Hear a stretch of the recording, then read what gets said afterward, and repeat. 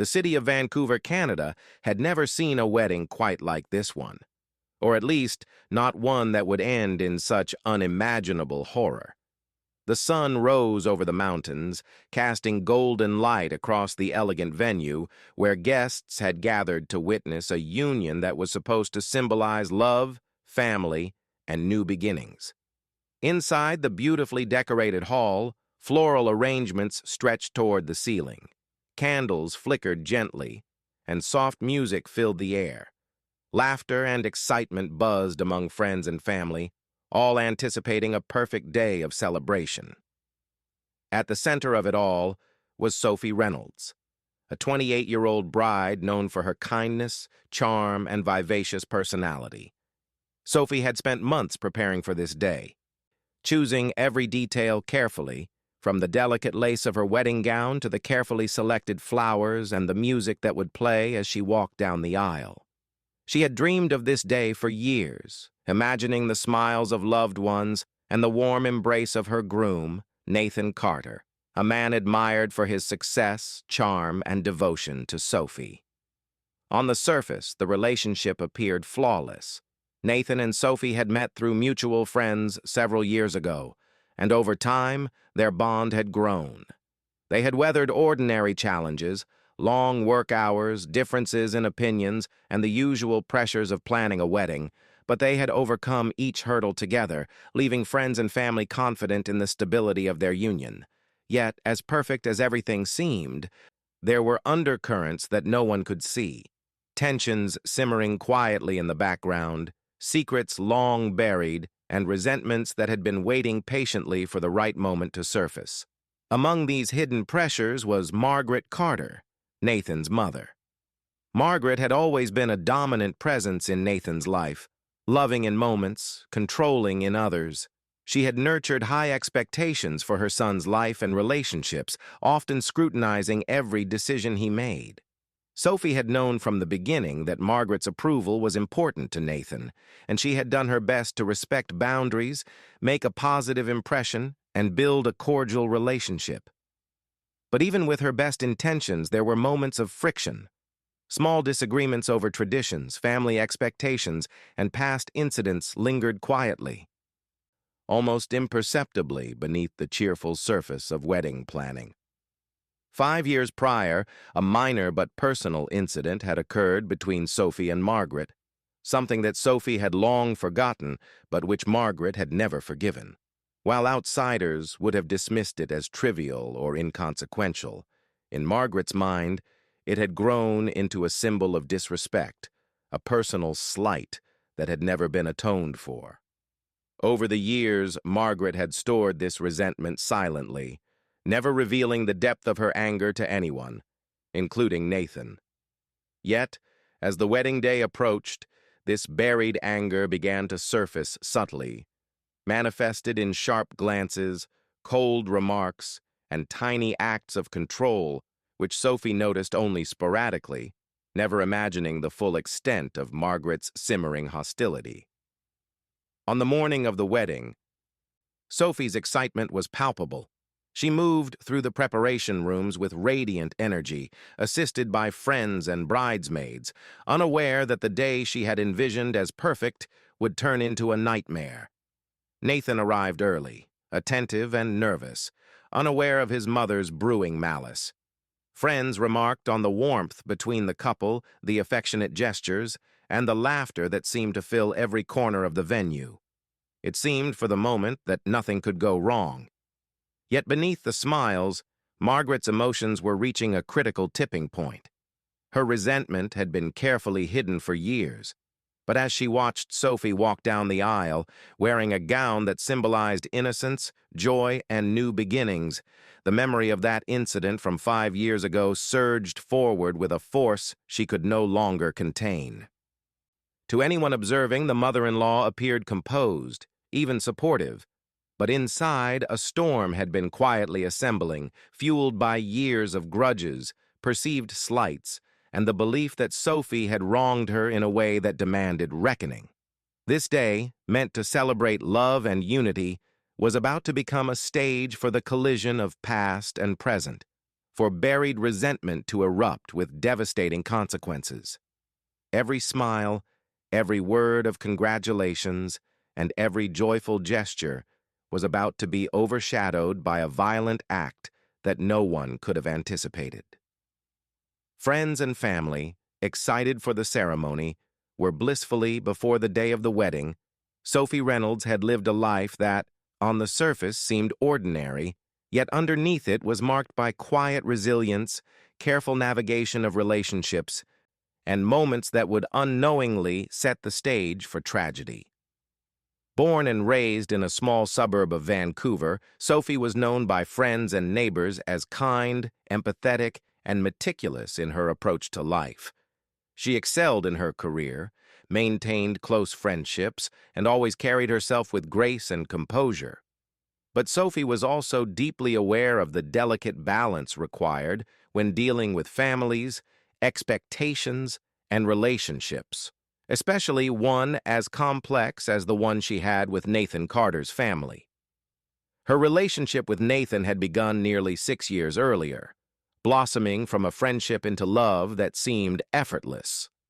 Nathan, a charismatic and successful young professional, was attentive, thoughtful, and, as many who knew him attested, devoted to Sophie. Their courtship was marked by affection, shared experiences, and moments that friends described as tender and genuine. But it was also during this time that Sophie first encountered the subtle complexities of Nathan's family dynamics, particularly his mother, Margaret Carter. Margaret, a woman of strong personality and high expectations, had always been deeply invested in her son's life. To outsiders, she appeared loving and supportive, a mother proud of her son's accomplishments. But for those closest to her, it was clear that her pride often veered into control, and her love came with unspoken rules. Sophie, aware of Margaret's intensity, had made efforts to establish a positive relationship, attending family events, assisting with planning gatherings, and showing respect for traditions. Yet, despite her efforts, small incidents began to strain the fragile peace between them. 5 years before the wedding, an incident had occurred, one that, at the time, seemed minor to Sophie but left a lasting impression on Margaret. Sophie had unintentionally made a remark, an oversight, or perhaps a small error during a family event, something Margaret perceived as disrespectful. For Sophie, it was quickly forgotten, a minor misstep in the flow of family interactions. But for Margaret, it became a wound that remained unhealed, a mark of perceived betrayal that quietly festered over the years.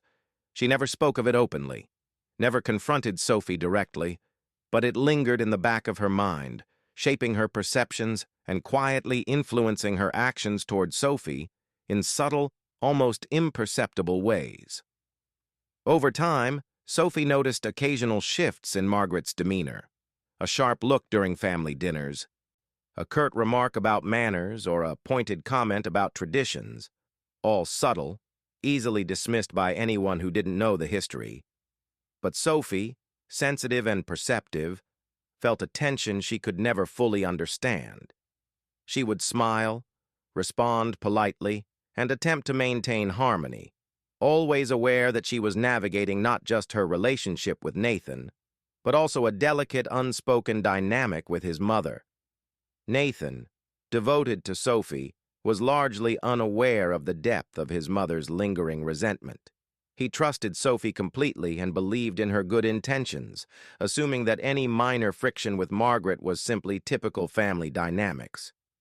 But as the years passed, Margaret's discontent remained, invisible yet potent, shaping her perceptions and waiting for an opportunity to manifest. Every family event, every wedding planning discussion, and every small disagreement became a thread in a tapestry of quiet tension, building toward a climax that no one saw coming. Meanwhile, Sophie's anticipation for her wedding grew. She dreamed of a day filled with love, laughter, and celebration. She meticulously planned each detail, her dress, the flowers, the music, the seating arrangements, ensuring that everyone, including Margaret, would feel respected and included. Sophie's focus was on harmony and joy, never imagining that the past could resurface with such devastating force. Nathan, equally excited, remained confident that their special day would proceed without incident, blind to the hidden storm brewing within his own family. As the wedding day approached, subtle signs of Margaret's unresolved anger began to appear more noticeably. She questioned decisions that Sophie made regarding the ceremony, insisted on certain arrangements, and occasionally issued curt remarks disguised as concern. To friends and outsiders, these interactions might have seemed ordinary, even trivial. But for Sophie, they were a quiet warning, a shadow over the otherwise joyous preparations.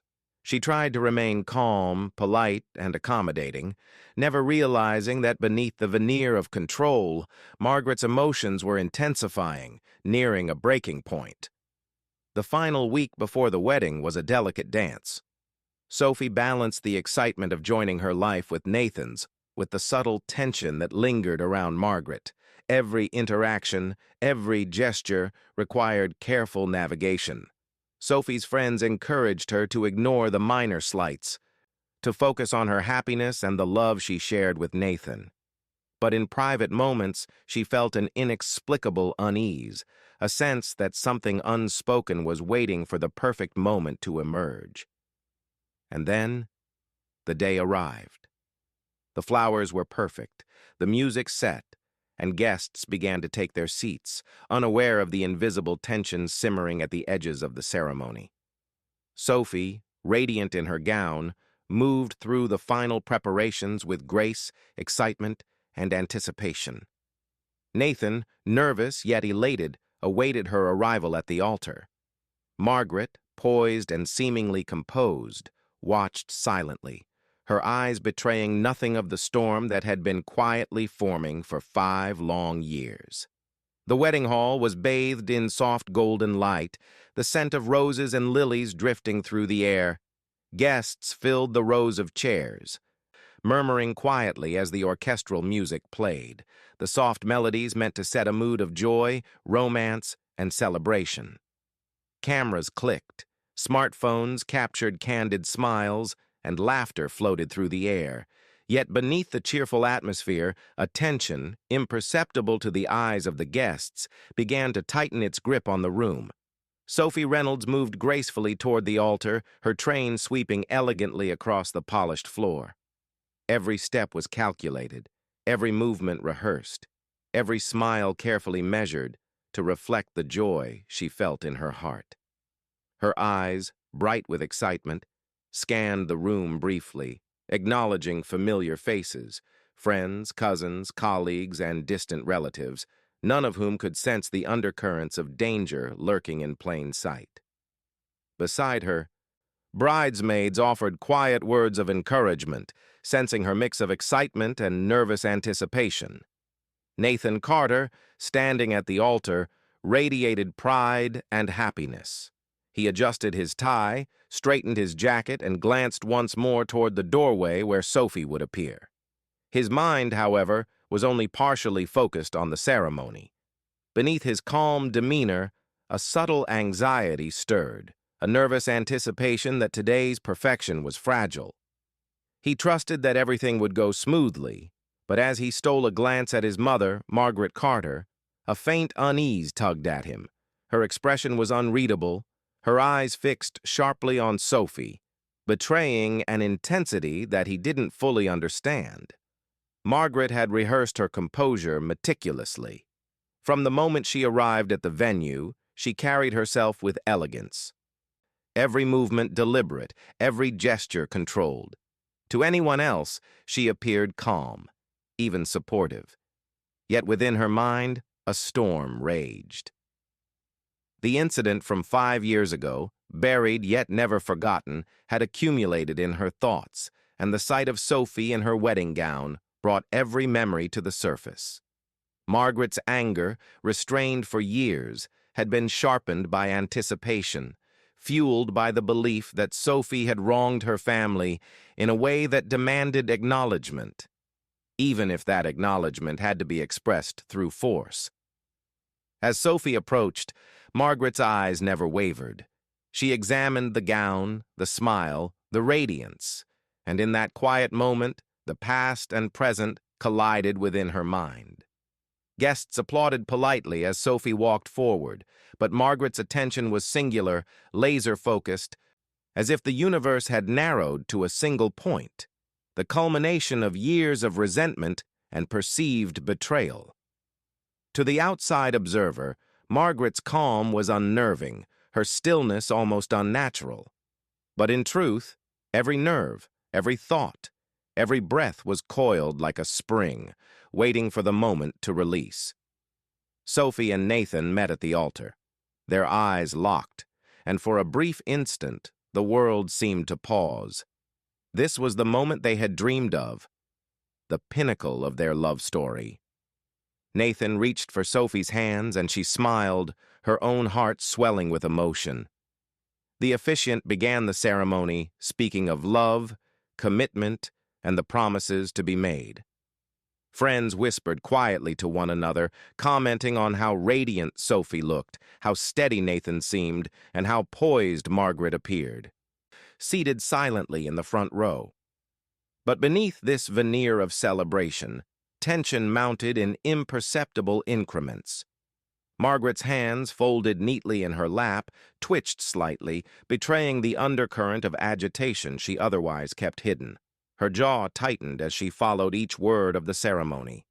Her mind raced, weighing the years of resentment against the life of a woman she believed had disrespected her.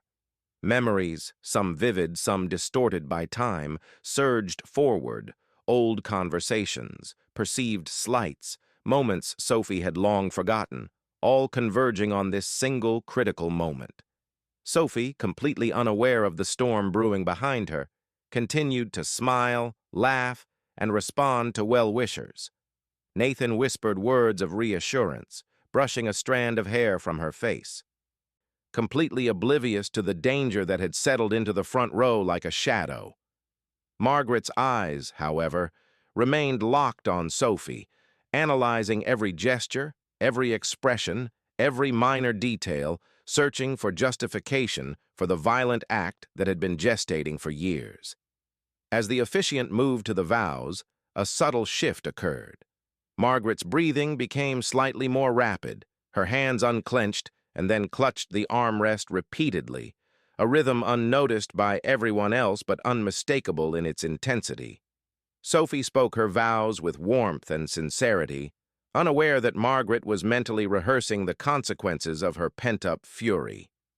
Nathan responded with emotion, matching her words, his voice steady and sincere, but the invisible tension in the room continued to build like a storm cloud gathering overhead, slowly darkening what had been a bright, joyous sky. The guests remained oblivious. They were enveloped in the romantic atmosphere, noting the decorations, the music, and the couple's happiness. No one could see the history that had brought Margaret to this exact moment. The incident from 5 years ago, magnified in her mind, now reaching the tipping point. Every compliment Sophie received, every whispered word of congratulations, seemed to fuel Margaret's focus, sharpening the sense of injustice she had carried silently for years. Then, as Sophie prepared to exchange rings with Nathan, the tension in the room became almost tangible. It was subtle at first, a shift in Margaret's posture, a slight tightening of her grip, but it was enough for the few observant guests seated closest to notice that something was off. The officiant's voice continued, unheeding of the silent storm, while Sophie, radiant and trusting, moved forward without awareness of the danger inches away. Nathan held her hands, completely focused on their moment, unaware that the culmination of years of hidden resentment was converging on them at this very altar. The moment that would forever haunt the guests and families began almost imperceptibly, with a subtle shift in Margaret Carter's demeanor. 1 second she appeared composed, elegantly seated in the front row, her hands folded in her lap, and the next, her body tensed, her gaze narrowing on Sophie. In that instant, All the rehearsed composure she had maintained for years gave way to an intensity that had been quietly building for half a decade. Sophie, radiant and oblivious to the danger inches away, was midway through exchanging vows. Nathan's hands held hers, and their voices blended together in the words of commitment, love, and promise. Friends and family leaned forward, eyes glistening with emotion, cameras poised to capture the joy of a perfect day. No one, not a single person in attendance, could have predicted what was about to unfold. Margaret's movement was sudden and deliberate, a calculated decision born from years of resentment and anger she had nurtured quietly in her mind. Witnesses later described a momentary hush, a collective sense that something had changed in the room, though they could not articulate why. It was as if the air itself had shifted, charged with a tension that cut beneath the surface of celebration. Then came the unthinkable. In a fraction of a second, Margaret lunged, drawing a weapon she had concealed, and the quiet hum of the ceremony was shattered by violence. Sophie, still smiling and holding Nathan's hands, had no warning before the first strike landed. Shock and confusion rippled through the hall as screams erupted, the sound of chaos overtaking the music, the words of the officiant, and the laughter of friends. Guests scrambled, some diving behind chairs, others frozen in disbelief. Nathan, stunned and horrified, tried to shield Sophie, but the act had been swift and merciless, leaving little time for intervention. The sequence of events unfolded in seconds, yet for those witnessing it, each moment felt elongated, as if time itself had slowed to etch the horror into memory. Margaret's eyes, fixed on her target, reflected a cold, unwavering focus. She carried out her act with a terrifying precision, fueled by years of pent-up anger, unspoken resentment, and a need for retribution that had been quietly festering since the incident 5 years prior. Sophie's screams echoed through the hall as guests realized the gravity of what was happening. Bridesmaids, groomsmen, and family members rushed forward, attempting to intervene, but the rapidity of the attack left everyone disoriented. Chaos erupted. Tables overturned, chairs toppled, and cries of fear mingled with shouts of disbelief. The officiant, momentarily paralyzed by shock, stumbled backward, unable to comprehend the unfolding violence. Cameras, which had moments ago captured smiles and celebration, now documented terror, panic, and the sudden horrifying collapse of what should have been the happiest day of Sophie's life. Within moments, the hall descended into pandemonium. Guests scrambled for exits, some shielding children, others trying desperately to assist Sophie. Nathan, overwhelmed by shock and grief, shouted her name, his voice cracking with despair. The reality of what had occurred hit him in waves, a sequence of events too swift to process, yet leaving an indelible mark of horror.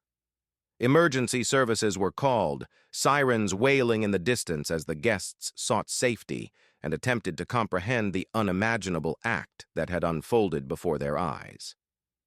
Witnesses later recounted the scene as one of complete disbelief. Many described the terror etched on the faces of those closest to Sophie, the disbelief in Nathan's eyes, and the surreal atmosphere where celebration had abruptly been replaced with horror. Some guests attempted CPR and first aid, desperately trying to save her life while others comforted terrified children and panicked relatives. The hall, which had been filled with music, laughter, and joy mere minutes earlier, was now a scene of chaos, fear, and trauma that would leave lasting psychological scars on everyone present. In the immediate aftermath, law enforcement arrived, securing the scene and taking Margaret into custody. Investigators began piecing together the sequence of events, interviewing witnesses who were still trembling from the shock, and gathering evidence that would soon reveal the motive behind this unthinkable act. Family members, friends, and attendees struggled to reconcile the reality of what had occurred with the memory of the day they had anticipated would be joyous and uplifting. Emergency responders attempted to stabilize Sophie, but the injuries were severe. Despite the frantic efforts, the life that had just begun a new chapter ended abruptly and violently, leaving a void in the lives of those who loved her. Nathan, in shock, was forced to confront the fact that the person he trusted most, his own mother, had been the agent of unimaginable harm. The questions swirled immediately. Why, how, and what had driven someone to act with such calculated malice on a day that should have celebrated love? The aftermath of the horrific act left the city of Vancouver reeling. Emergency responders, police officers, and detectives arrived on the scene within minutes, but the devastation had already taken root. The wedding hall, once filled with laughter and music, was now silent, except for the low murmur of witnesses recounting the chaos. The sound of officers coordinating their response and the faint echo of sirens fading into the distance. For those first on the scene, the situation was surreal, like stepping into a nightmare that refused to lift. Detectives quickly secured the area, cordoning off the hall and ushering guests into a separate room to collect statements. Cameras and phones, which had once captured smiles and joy, became vital evidence in documenting the moments leading up to and during the violent act. Each guest's account was slightly different. Memories of the event were fractured by shock, fear, and confusion. Some recalled Margaret's sudden movement, others remembered the split second when Sophie fell, and a few noted the tension in her mother-in-law's eyes before the act. Piecing together these accounts was a painstaking process, but every detail mattered. The police soon confronted Margaret Carter, the perpetrator, who was calm yet resolute as she was taken into custody. Observers noted that her demeanor did not resemble the hysteria expected from someone who had just committed such an act. Instead, she appeared focused, her gaze unwavering. This contrast between outward composure and inner fury became a central point of the investigation. Detectives were forced to consider that this was not a crime of sudden impulse. It had been meticulously planned, fueled by resentment that had been growing for years. Forensic teams combed through the scene, cataloging evidence meticulously. The weapon was seized, fingerprints recorded, and trajectories analyzed. Blood spatter patterns, the positioning of Sophie's body, and the arrangement of objects in the hall offered investigators a timeline of the rapid sequence of events. In conjunction with witness statements, these findings began to paint a picture of a crime that was swift, intentional, and chillingly precise.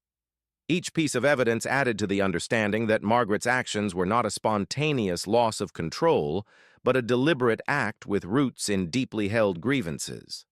As investigators dug deeper, they uncovered the incident from 5 years prior that had set the stage for this tragedy. Friends and family who had witnessed or been aware of the past conflict were interviewed, offering insights into Margaret's perception of Sophie as someone who had violated her expectations, disrespected her family, and somehow demanded punishment. While to outsiders the original incident seemed minor, a small miscommunication, a perceived slight, an argument blown out of proportion, in Margaret's mind it had festered, accumulating power over the years until the moment of the wedding became a catalyst for action. Police also examined digital communications, text messages, and social media interactions. Patterns emerged, suggesting that Margaret had considered the timing and circumstances for months. She had studied the wedding schedule, familiarized herself with the layout of the hall, and waited for the moment when Sophie would be most vulnerable. The investigation revealed a mind focused on meticulous planning, highlighting the extent to which past resentment had crystallized into premeditated intent. Witnesses' statements added further complexity. Some described subtle warning signs they had noticed during the ceremony, the way Margaret's hands trembled slightly, the intensity of her gaze, the rigid posture that seemed unnatural. Others had interpreted these behaviors as nervousness or excitement, never imagining they could be precursors to violence. The investigators now recognize these small observations as critical clues, moments when the impending tragedy could have been anticipated had anyone fully understood the history behind the tension. As the investigation progressed, twists began to emerge. Margaret's motives were layered. There were suggestions of personal grievances beyond the incident 5 years prior, hints of control and possessiveness over her son, and indications of long-standing family pressures that had never been disclosed publicly. Detectives were challenged to disentangle which motivations were factual and which were the product of distorted perception, yet every lead pointed back to the core truth. A hidden anger, left unresolved for years, had erupted with catastrophic consequences. Moreover, inconsistencies in witness testimonies fueled speculation and debate. Some guests claimed they saw Sophie react to Margaret before the attack, perhaps recognizing danger and attempting to shield herself.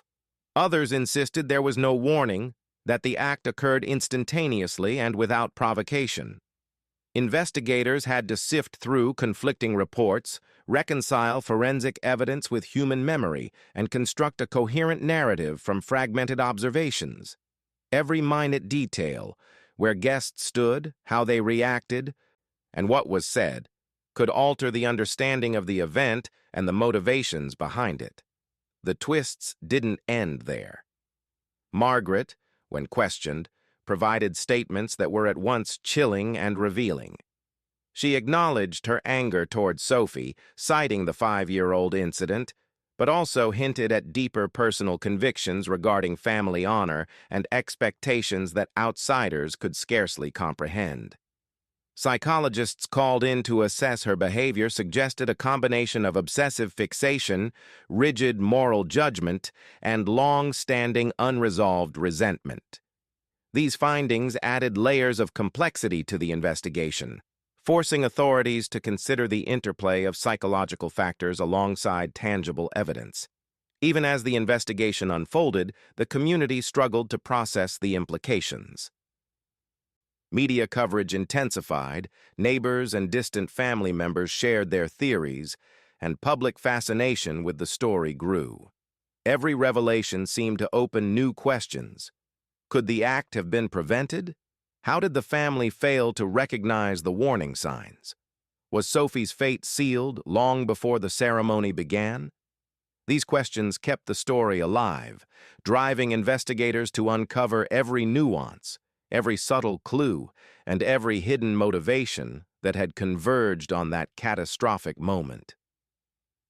The courtroom was tense, the atmosphere thick with anticipation, grief, and disbelief. For months, the investigation had meticulously pieced together the events of that fateful wedding day, uncovering the sequence of actions, the hidden motives, and the psychological pressures that had culminated in tragedy. Now, the evidence, witness testimonies, and expert analyses would be presented in a space meant for judgment, yet the emotions of those present, family members, friends, and even strangers drawn by the gravity of the case, made the courtroom feel more like the epicenter of a storm than a place of law. Nathan Carter, still grappling with the trauma of losing Sophie, appeared in the courtroom, his eyes hollowed by grief, his hands trembling slightly as he clasped them together. He had not only lost his bride in the most horrific manner imaginable, but he was also forced to confront a staggering reality. The person who had committed this act was his own mother. The emotional weight pressed down on him, manifesting in every silent glance, every forced nod to the proceedings, and the moments of raw, unfiltered anguish that occasionally escaped through tightly clenched lips or quivering eyes. Margaret Carter, the defendant, sat composed yet detached, her expression eerily calm. She faced the jury without any visible tremor, her posture rigid, her gaze unwavering. Psychologists and forensic experts had assessed her in the weeks leading up to the trial, detailing a personality marked by obsessive fixation, long-standing resentment, and a rigid moral code warped by past grievances. These analyses suggested that Margaret had perceived the 5-year-old incident as a severe affront, one that demanded retribution, and that her act was carefully considered, not impulsive. The prosecution presented the narrative in painstaking detail, showing the jury photographs of the wedding hall, diagrams of the crime scene, and digital reconstructions of the moments leading up to the tragedy. Witnesses were called to recount what they had seen and heard, the subtle tension in Margaret's demeanor, Sophie's radiant yet unaware presence, Nathan's unawareness of the impending danger, and the split-second chaos when the act occurred. The testimonies painted a picture of a meticulously premeditated crime, juxtaposed against a celebration of love and unity that had been shattered in an instant. As the proceedings continued, twists emerged that further complicated the case. Defense attorneys questioned whether Margaret had been fully aware of the consequences of her actions, emphasizing her perspective on the 5-year-old incident and the perceived moral justification she may have held in her mind. Psychologists were called to discuss her mental state, and while some suggested a level of obsessive thinking, others highlighted her capacity for planning, reasoning, and executing actions with deliberate precision. These conflicting perspectives left the jury with a challenging task: to reconcile intent, motive, and accountability in a case where the line between psychological influence and conscious choice was critically blurred. Throughout the trial, the public watched with a mixture of horror and fascination. Media coverage scrutinized every development, reporting on witness testimonies, courtroom exchanges, and expert analyses. The community grappled with questions that had long lingered. Could this have been prevented? Were there warning signs that friends or family had missed? How could a moment of celebration transform into unimaginable tragedy? These questions dominated conversations, both in professional circles and private homes, adding a layer of societal reflection to the already intense legal proceedings. The revelation of Margaret's motives was perhaps the most chilling element. Evidence showed that she had silently nurtured anger and resentment for 5 years, reinterpreting past events in a way that justified her perception of Sophie as a threat or an offender. The jury learned of her obsessive focus on the incident, her careful monitoring of wedding preparations, and her calculated decision to act when Sophie would be most vulnerable. At the altar, during the vows, in front of witnesses who could neither anticipate nor prevent the catastrophe. The premeditation was undeniable, a fact that prosecutors emphasized repeatedly, underscoring the deliberate and horrifying nature of the act. The trial also revealed the emotional toll on the extended families.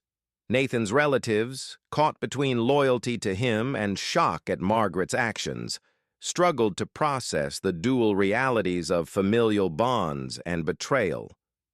Sophie's family, racked with grief, recounted the happiness and dreams that had been cruelly stolen from their daughter, while friends and guests, who had witnessed the event in person, shared accounts of trauma and lasting psychological impact. The courtroom became not only a place of legal reckoning, but also a space where the human cost of unresolved resentment and unchecked anger was painfully visible. As closing arguments approached, both sides emphasized contrasting narratives. The prosecution painted Margaret as a coldly calculating individual who allowed resentment to fester until it erupted in violence. The defense highlighted her psychological vulnerabilities, her perception of moral obligation, and the possible influence of long-standing family dynamics. Jurors were left with a profound responsibility: to weigh evidence against interpretation, fact against perception, and justice against tragedy. The echoes of that day did not fade with the closing of the courtroom doors. The tragedy that unfolded at Sophie Reynolds' wedding left more than a physical void. It carved deep psychological scars into the lives of everyone involved. Friends and family wrestled with questions that had no easy answers.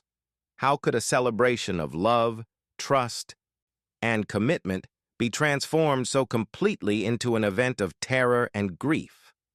How could someone, a mother, a relative with years of shared history, commit an act that no one could have anticipated? For Nathan Carter, the aftermath was a labyrinth of grief, anger, and disbelief. The young man had lost his bride in the most brutal fashion imaginable, and the betrayal by his own mother compounded his emotional torment. Every memory of his wedding day, the soft lighting, the music, the smiles of friends, the laughter in the hall, had been irrevocably tainted by violence. He grappled not only with personal loss, but with the broader implications of family betrayal, trust shattered, and the unsettling reality that human behavior can sometimes defy logic, morality, and expectation. Psychologists who later analyzed the case highlighted the dangers of unresolved resentment, obsessive thinking, and the way past grievances, if left unaddressed, can fester over time. Margaret Carter's actions, while extreme, were a grim reminder of how perception, distorted by years of bitterness, can escalate into catastrophic behavior. The incident underscored the importance of addressing conflict, communicating openly, and seeking help for emotional and psychological issues before they escalate beyond control. The community, still reeling from the shock, found itself questioning social and familial dynamics.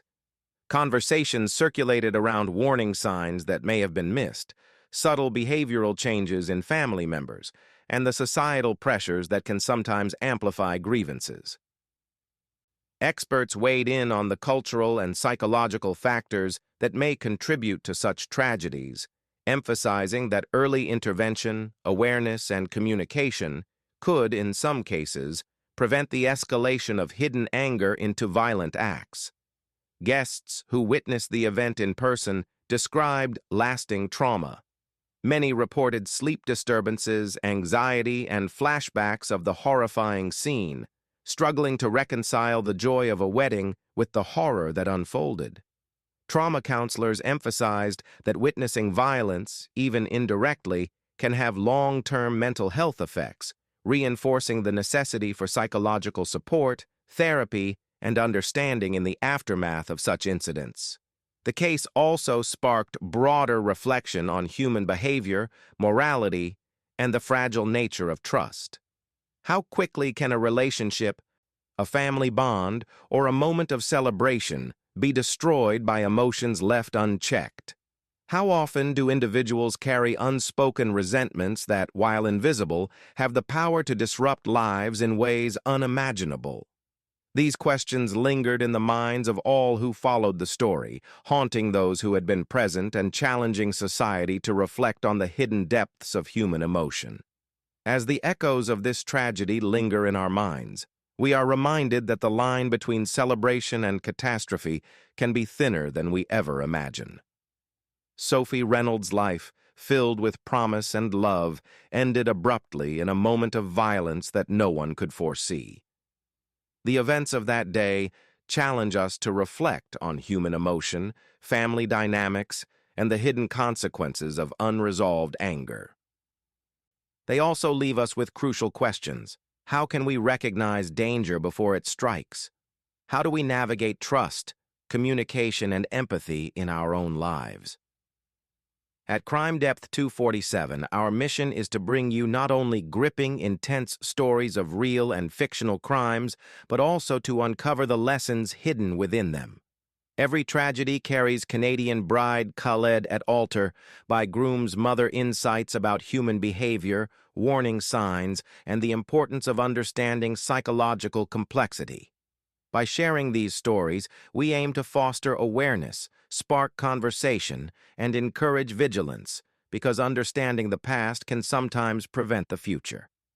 If this story captivated you, challenged your perception, and left you questioning the hidden depths of human behavior, we invite you to take the next step. Subscribe to Crime Depth 247 for more stories that reveal the most chilling, shocking, and thought-provoking events around the world. Share your thoughts in the comments. What do you think truly drove Margaret Carter to act that day? Could this tragedy have been prevented, or was it the inevitable result of years of hidden resentment?